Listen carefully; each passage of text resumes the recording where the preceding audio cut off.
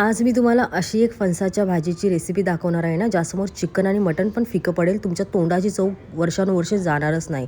चला तर मग सुरुवात करूया आजच्या आपल्या व्लॉगला. तर आईने हे फणस आणले छोटे छोटे गावावरून माझ्यासाठी. आई आली आहे तर. आणि कारण मला फणसाची भाजी बनवता येत नाही, त्यामुळे आईच आता सगळं क्लीन करते आहे. आणि हे स्वच्छ म्हणजे व्यवस्थित क्लीन करायचे असतात. त्याच्यावरती काटे पण असतात, काटेरी कवच असतं, तर ते पण आपल्याला क्लीन करून घ्यायचं आहे व्यवस्थित. आणि क्लीन जे झालेले आहेत तुकडे जे आहेत ना फणसाचे, ते आपण पाण्यात टाकून घेतले जेणेकरून ते काळे पडणार नाहीत.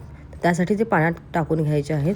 आता आपण स्वच्छ धुवून घेतो आहे, कारण जर का अडकलं असेल, काही कचरा असेल तर तो निघूनही जाईल, डिंकही निघून जाईल. त्यासाठी आपण स्वच्छ धुवून घेतो आहे. आता हे धुतलेले जे आहेत ना, ते आपण एका भांड्यामध्ये काढून घेऊयात.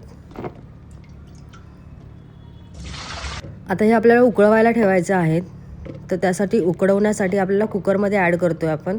आणि कुकरमध्ये लगेचच ते शिजून जातील, उकडून जातील, म्हणून आपण कुकरमध्ये ॲड करतो आहे. त्यात थोडंसं पाणी टाकायचं आहे.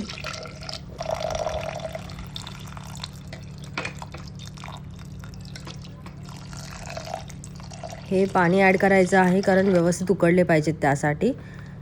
आणि त्यात आपण थोडंसं मीठ ॲड करतो आहे, त्यामुळे त्यांना चव छान लागते उकडताना टाकल्यावर.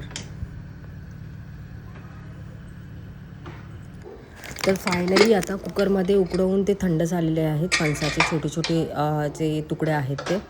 तर ह्याला आता आपण काय करणार आहोत कारण हे कुकरमध्ये आहेत आणि याला आपल्याला काय करायचं आहे, बाहेर काढून घ्यायचं आहे एका भांड्यामध्ये. तर त्याचं पुढची प्रोसेस काय ती मी तुम्हाला सांगते. त्यासाठी एका भांड्यामध्ये काढून घेऊयात.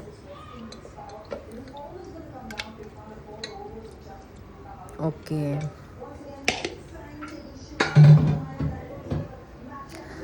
आता ना याला आपल्याला ह्या छोट्या छोट्या तुकड्यांना म्हणजे असं बारीक बारीक त्याचे एकदम छोटे छोटे तुकडे करायचे, म्हणजे कुस्करून घ्यायचं आहे त्याला एकदम बारीक.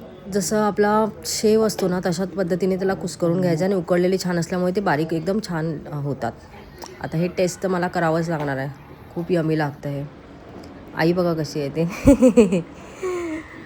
आता हे आपण मस्त त्याचा बारीक बारीक चुरा करून घेतला आहे. आता ह्याचीच भाजी आपण बनवणार आहोत. तर आता त्याच्याबरोबरच आपल्याला हा जवळा पण आहे ना, तो पण आपल्याला, कारण आपण नॉनव्हेज रेसिपी बघतो आहे आजची आहे ती, त्यामुळे एकदम व्यवस्थित त्याला आपण धुवून घ्यायचं आहे स्वच्छ. आणि त्याला थोडा वेळ भिजत पण ठेवायचं आहे. चला तर मग आता आपण फोडणी देऊया. त्यासाठी एक पातेलं घेतलं आहे. आता ह्यातनं मी माझा बटाटा वडा बनवला होता, त्यात ते उरलेलं तेल ओतलं आहे. आणि त्यानंतर आता आपण बघूया की याच्यामध्ये मोहरी ॲड केली आहे, कढीपत्ता थोडासा ॲड करतो. सगळी आपली फोडणीची तयारी चालली आहे. त्यानंतर आपण त्याच्यामध्ये थोडी नाही जास्तच आहे म्हणजे आपण जास्त अशी थोडी लसूण ॲड करतो आहे. आणि मस्त फोडणी आहे ना परतवून घ्यायची छानपैकी. जोपर्यंत त्याला चांगला कलर येत नाही ना, म्हणजे असा तपकिरी कलर येत नाही ना, तोपर्यंत छान अशी परतवून घ्यायची आहे. चांगली तडतडली पाहिजे, आवाज आला पाहिजे एवढा जोराचा, अशी त्याला परतवून घ्यायची. आणि थोडीशी लसूण लालसर दिसायला लागली, वाटलं की बाबा आता ही अर्धी मेली झालेली आहे, की त्यानंतर त्याच्यात थोडंसं तिखट ॲड करायचं आहे. मी हा मालवणी मसाला यूज करते, म्हणजे आई, मी नाही करत आहे, आई आता बनवते, सो आई मालवणी मसाला यूज करते. त्यानंतर आता हे फोडणीमध्ये टाकलं आहे जो आपला कुस्करलेला फणस होता तो. आणि त्यामध्ये थोडासा मसाला पण ॲड केला आहे आईने, तर ते पण टाकलं आहे. आईच्या हाताची चव मला कधीच जमत नाही, त्यामुळे ही भाजी तिलाच बनवायला सांगितली. आता त्यात आपण थोडंसं मीठ ॲड करतो आहे, कारण पहिल्यांदा पण थोडं मीठ ॲड केलं होतं, सो हे थोडंसं मीठ ॲड केलं. आणि हळद पण ॲड केली आहे, जी की मी तुम्हाला सांगायला विसरली, सॉरी.